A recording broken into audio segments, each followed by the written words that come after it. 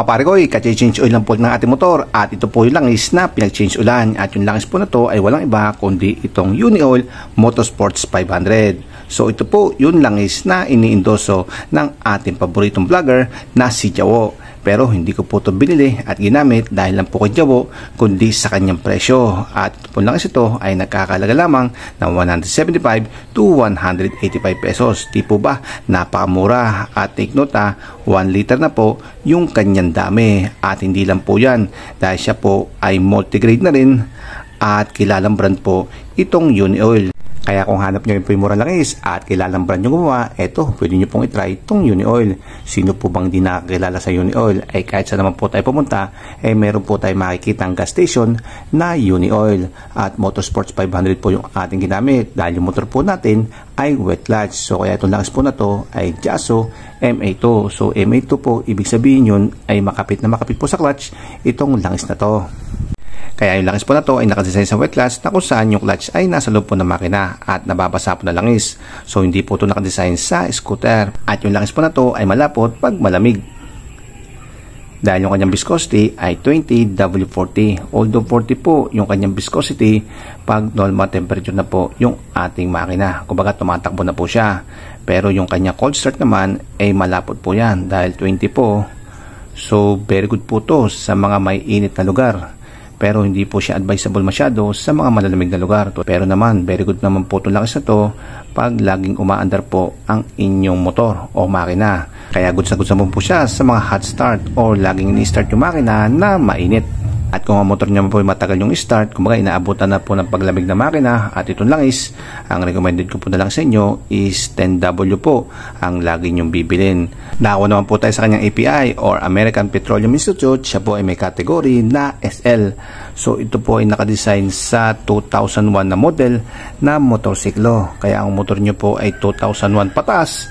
Yan, pasok na pasok po itong langis na to. Pero kung motor nyo po ay 2001 pababa, yan, hindi po advisable na gamitin itong langis na to dahil yung kanyang mga properties ay hindi po nakadesign sa inyong motor na 2001 pababa yung modelo.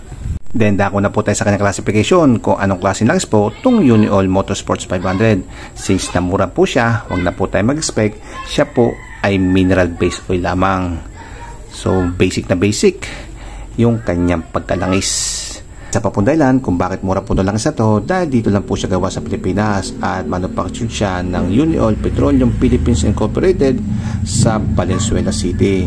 So made in the Philippines po pala itong langis na to at gawang atin. Lastly, special features po na langis na to ay mura. So mura lang po siya mga pare ko. So wag na po tayo mag-expect at wag na po natin siyang gamitin as racing oil dahil mineral based oil lamang po siya. At wag na po natin siyang gamitin pang barurot or pang karera-karera racing. So maganda po to pang kargahan, pang daily use, pang araw-araw, mga pang service. Kaya tayo mga pare ko. So pwede po siya pang habal-habal. Sa totoo lang po, ang mura na lang sa to. So tingnan lang po natin yung laman niya kung bakit po siya mura.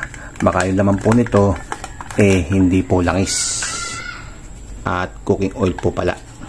So joke lang po yun mga pare ko. Ito na po yung laman itong Uni-Oil Motorsports 500. Wow,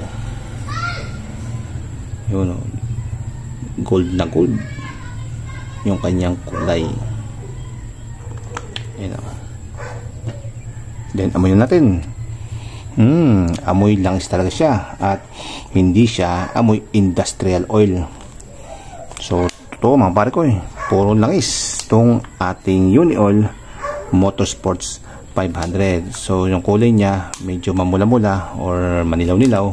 So hindi po ito masyadong pinuro pa dahil hindi po siya masyadong purified. At kasi pag pinurify nyo po yung mga langis ay magiging fully synthetic po yon. So another process po yon at another gastos po sa kumpanya. So ito hindi niya masyadong pinuro kaya mura lang po itong Uni-Oil Motorsports 500. So yung mga pare ko ikakarga ko na po ito sa aking motor at wala muna po tayo ngayon na susunod na vlog pagkayari po nating mag-change oil dahil ito po ulit yung aking gagamitin dahil nga po siya mura. Kaya dalawa na po yung aking binili.